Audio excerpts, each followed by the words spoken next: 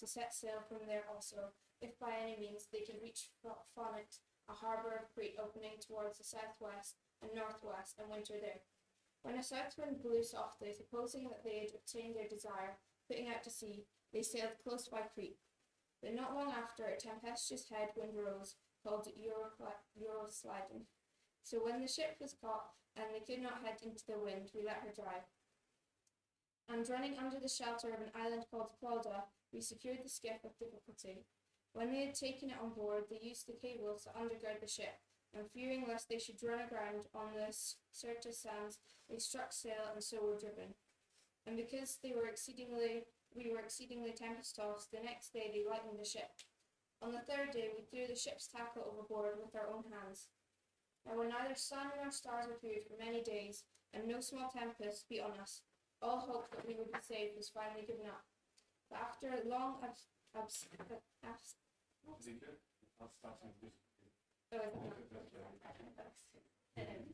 you very much.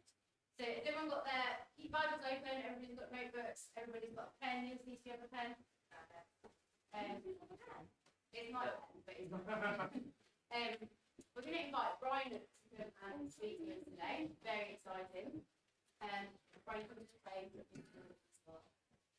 Father God, thank you so much for Brian. Thank you for how much he loves you and how much he wants to serve you.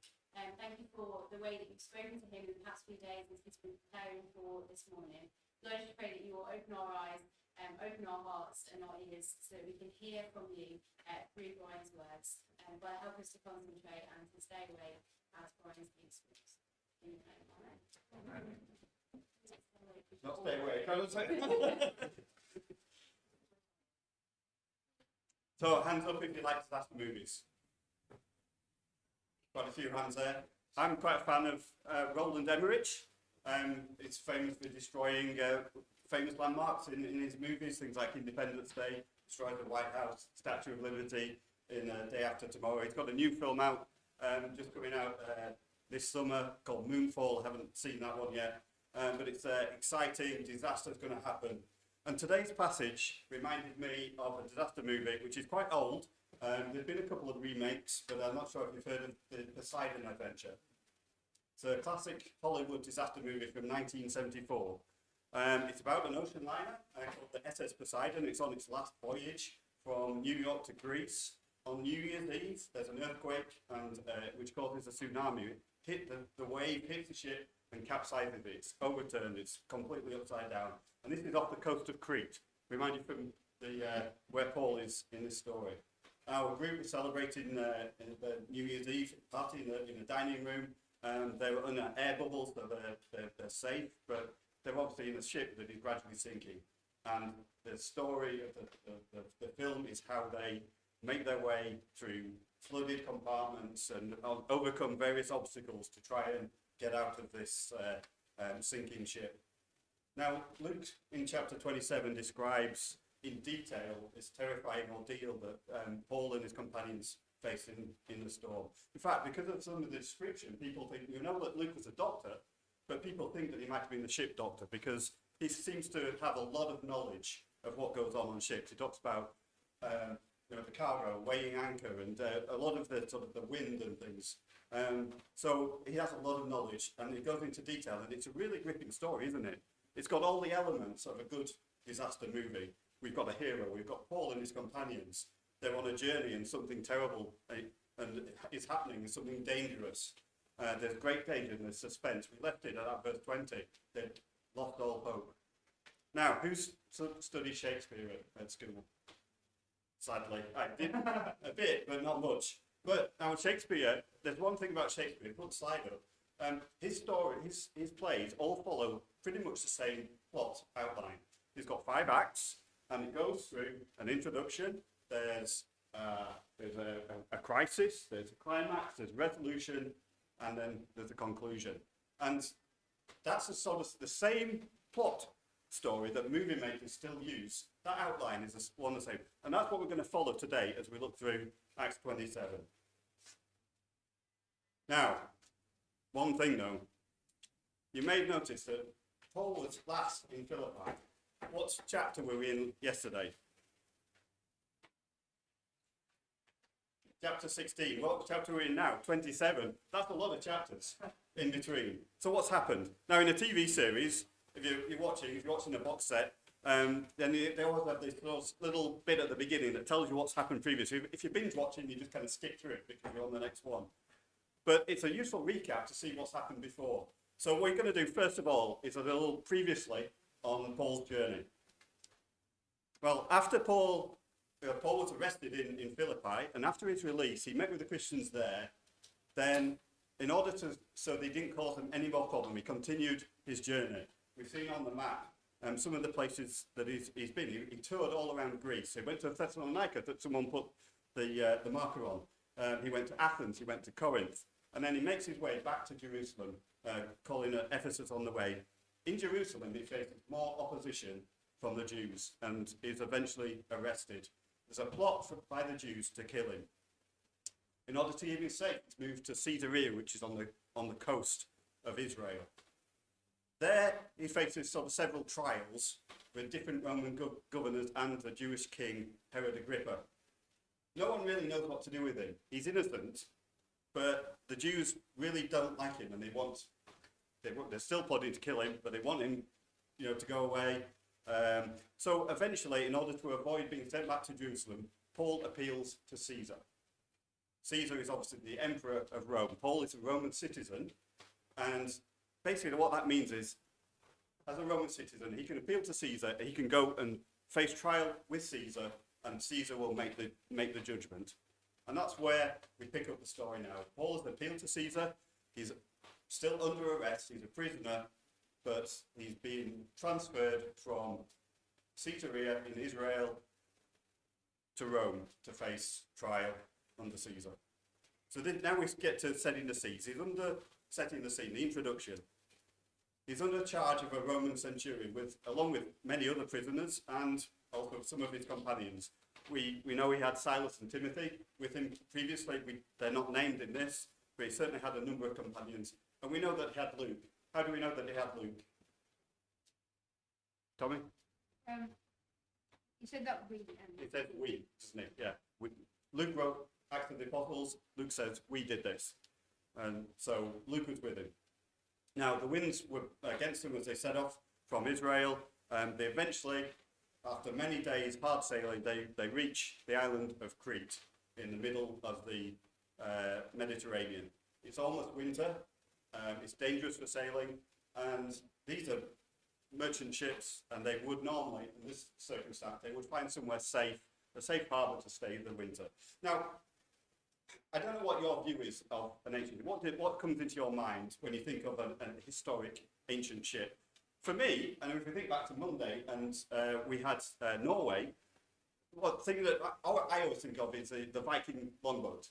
That long ship with the sort of nice prow and the figurehead on it, and the warriors all lined up with their oars, maybe like 50, 60 warriors, the shields over the sides, a nice, sleek, fast ship.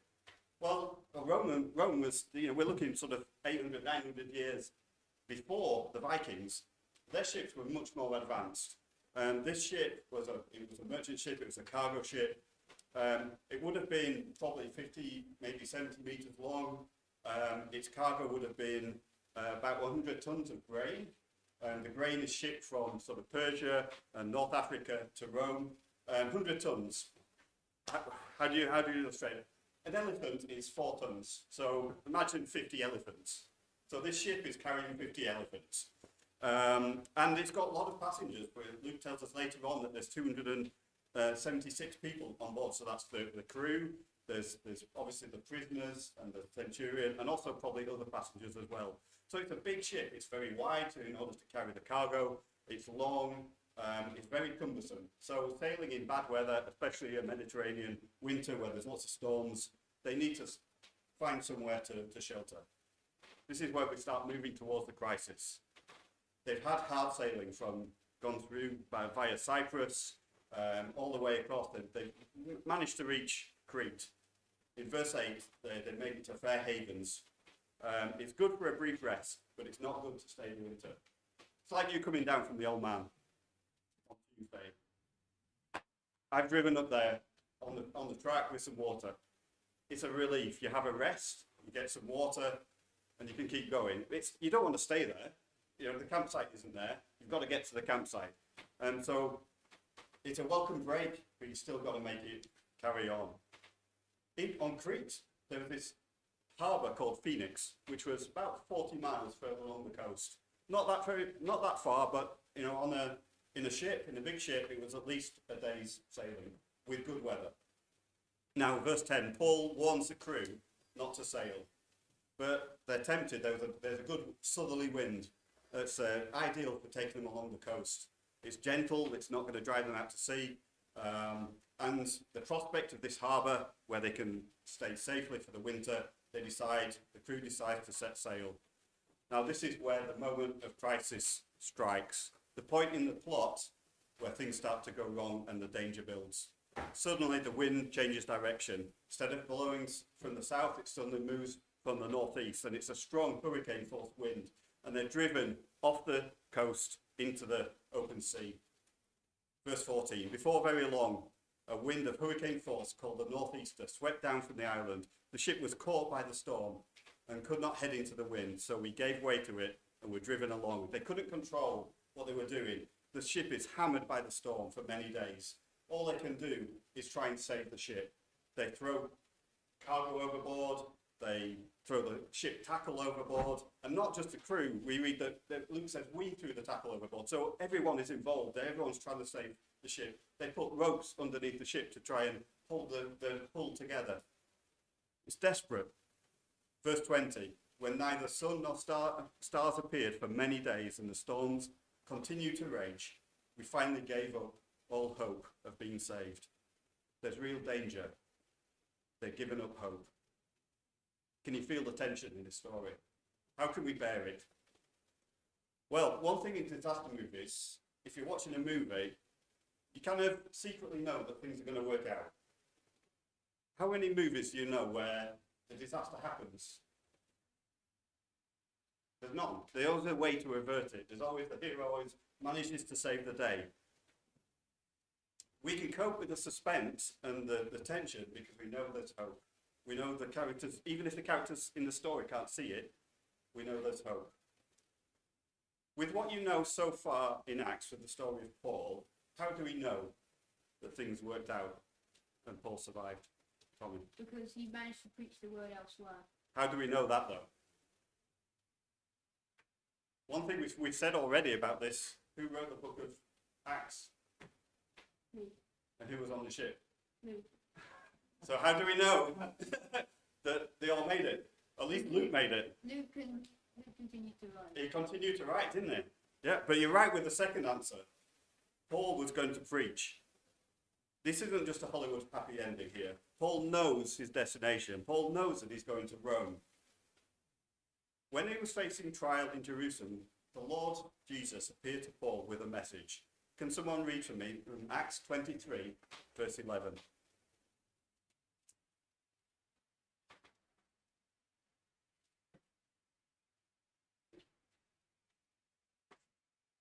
You'll see. That night the Lord stood by Paul and said, "Don't be afraid. You have given your witness for me here in Jerusalem, and you must do the same in Rome." Thank you. So Paul was in trial. This is several months previously. Paul is in trial. He's under arrest in Jerusalem, testifying about Jesus. And the Lord says to him, "You're going to testify about me in Rome." So Paul has that confidence. He knows he's going to Rome. This is the climax. This is the turning point of the story. Now, in a movie, we'd expect the hero to face down his enemy. There'd be a great battle and the enemy's defeated. Maybe perform some heroic act in some way that they avert the danger that they face. But here, the turning point isn't some great act by Paul. It doesn't perform a great miracle to save the ship. It's something, I'd say, even more incredible and comforting to us. The turning point is turning to God and trusting in his promises. God has a plan for Paul to go to Rome. God has given Paul the promise, so he knows where he's heading. And even a storm and a ship that's been battered won't stand in God's way. Paul wouldn't have chosen the dangerous winter journey. He wouldn't have been chosen being a prisoner. And he warned the crew against sailing. He said, don't stay where we are. But the circumstances, these are outside Paul's control. But his destination is sure. So despite all the danger, he knows he will be safe.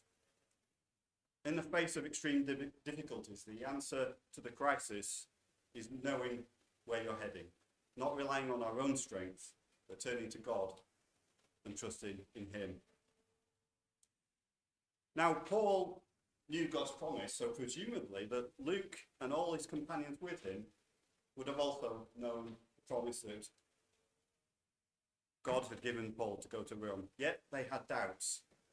We read, didn't we, that in the face of the terrifying storm, the days of stress, the many days where the ship is being battered, even Paul's companions had given up hope. But God is really gracious to them. He sends them an angel. Now, we didn't read, we stopped Anusha at verse 21. Anusha, would you like to read the next verses 21 to 26, please? But after long abstinence from food, then Paul stood in the midst of them and said, Men, you should have listened to me and not sailed from Crete and incurred this disaster and loss. And now I urge you to take heart, for there will be no loss of life among you, but only of the ship. For there stood by me this night an angel of the God to whom I belong and to whom I serve, saying, Do not be afraid, Paul. You must be brought before Caesar, and indeed God has granted you all those who will sail with you. Therefore, take heart, men, for I believe God that it will be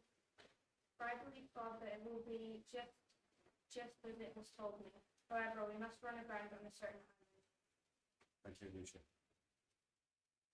God sent an angel to reassure Paul, and then Paul encourages his team, his companions, and the whole ship's crew.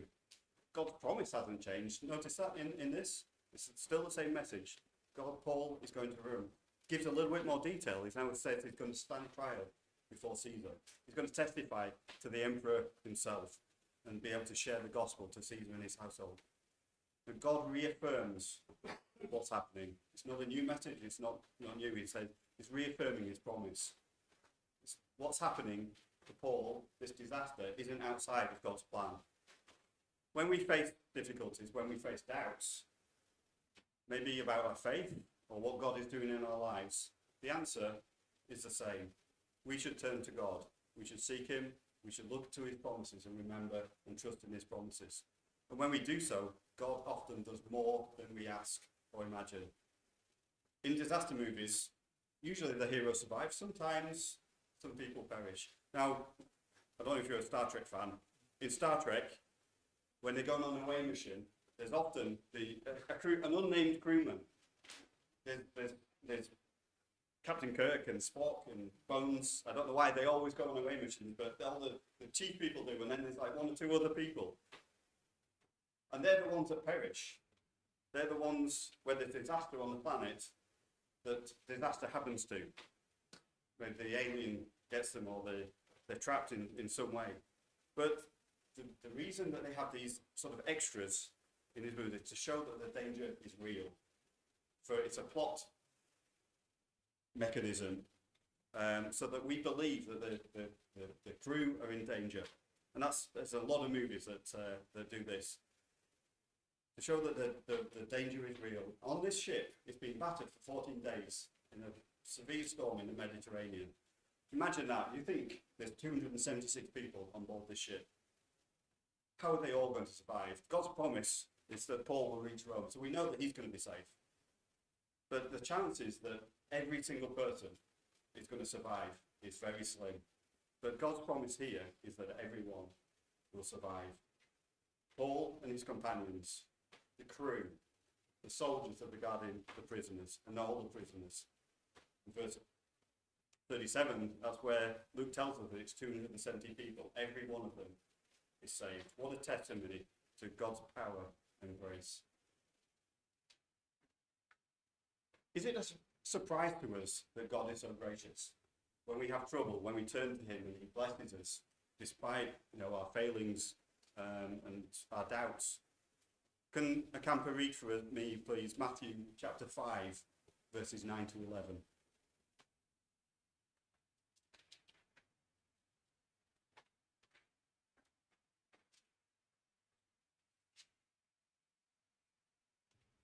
Come on, got it, stick your hand up. Rufus.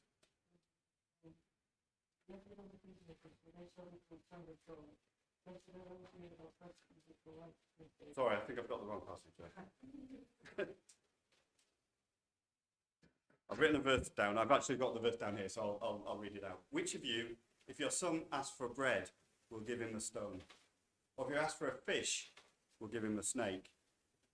If you then, though you are evil, know how to give good gifts to your children, how much more will your Father in heaven give good gifts to those who ask him? We know those around us. We know those we love and those we care about. We want to give good things to them. How much more does God, our Father, do that for us? How much more willing is he to do it, and how much more capable is he of giving us good things? He gives us strength to cope in our trials. He also graciously blesses us in unexpected ways, and through us blesses others around us. Does this mean our lives are going to be easy? No, we've seen that from Paul. Paul's life wasn't easy. We saw him in Philippi being thrown into prison and being beaten. We see him here caught up in the storm and in chains going to Rome. Paul's life wasn't easy, but God accomplished amazing things through him and blessed so many through his ministry. So we're moving now to the resolution. What about us? What can we learn? We've already seen some examples of Paul and how that can apply to our lives. There's two specific things I want to look at. First of all, I want to say that our lives are like a disaster movie. We've been studying Paul's life this week. We've learned a lot about him. We learned on Monday that he was a persecutor of Christians.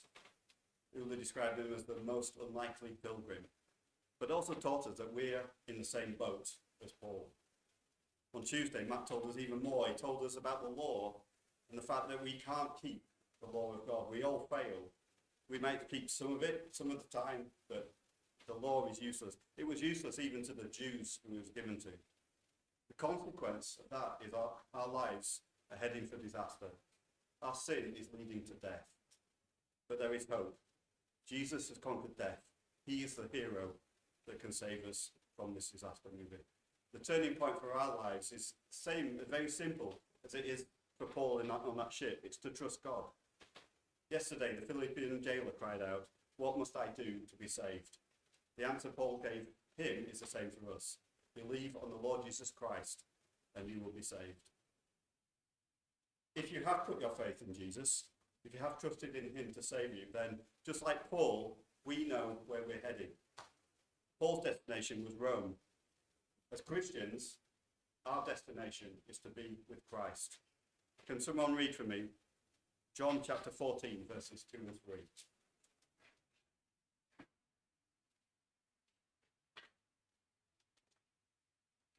Again? John 14, verses 2 and 3. Go on. In my father's Sorry. Go on, Amos. My father's house has many rooms. If that was not so, would I have told you that I am going down to prepare a place for you? And if I go and prepare a place for you, I will come back and take you to be with me, that you also may be where I am. Thank you. So Jesus is telling his disciples, this was before his crucifixion. He's leaving them. He's going to be crucified. But he's going to heaven, his Father's house. And he says there's many rooms. So he's going to prepare a place for us. And he's going to take us there. The promise of the gospel is eternal life in Jesus. Our destination is to be with Jesus. He's gone ahead of us. He's preparing things for us. Now, you all arrived on camp on Saturday. Most leaders arrived on Friday. So when you arrived, all the tents were up. The room was mostly prepared. There was a lot of hard work that went on beforehand. Everything was organised. The food was bought. All the activities were planned. Everything was ready for you to arrive on camp. Now, Jesus had prepared things for us when we died to be with him. Not in the disorganised way that we plan camp. I'm sure as campers you think everything is like a smooth running ship. But let me tell you, there's a lot of things that go on behind the scenes that you're not aware of, and a lot of changes of plans and things, mistakes that we make and things we forget. Jesus is perfect. It's like going on the best camp ever to be with him. So whatever happens in this life, whatever hardships and struggles we face as Christians, our destination is secure. And God's plan for our life cannot fail. Now, that's the main message. We've got the conclusion to finish up. What happens to Paul? Does Paul make it? I think we know the answer. Is there a happy ending? We haven't read ahead, so let's read the last verses of Acts chapter 27 from verse 33. Just before dawn, Paul urged them all to eat. For the last 14 days, he said, you have been in constant suspense and have gone without food. You haven't eaten anything. Now I urge you to take some food. You need it to survive. Not one of you will lose a single hair from his head. After he said this, he took some bread and gave thanks to God in front of all of them. Then he broke it and began to eat. They were all encouraged and ate some food themselves. Altogether, there were 276 of us on board. When they had eaten as much as they wanted, they lightened the ship by throwing the grain into the sea. When daylight came, they didn't recognize the land, but they saw a bay with a sandy beach, where they decided to run the ship aground if they could. Cutting loose the anchors, they left them in the sea and at the same time untied the ropes that held the rudders. Then they hoisted the foresail to the wind and made for the beach. But the ship struck a sandbar and ran aground. The bow struck fast and would not move, and the stern was broken to pieces by the pounding surf. The soldiers planned to kill the prisoners to prevent any of them from swimming away and escaping, but the centurion warned them to spare Paul's life and kept them from carrying out their plan. He ordered those who could swim to jump overboard first and get to land. The rest were to get there on planks or other pieces of the ship. In this way, everyone reached land safely. God keeps his promise. Everyone on board is saved. Paul faced incredible difficulties, but he knew his destination. He knew God's power to deliver him and complete his plan. In the same way, we can be sure of our destination. Our journey may not be easy, but we can trust in God's promise that he will lead us home.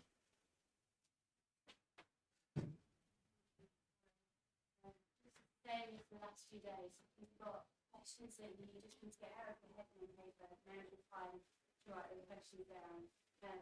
If heaven is like the best camp ever, I'm in. Like, that's where I would be.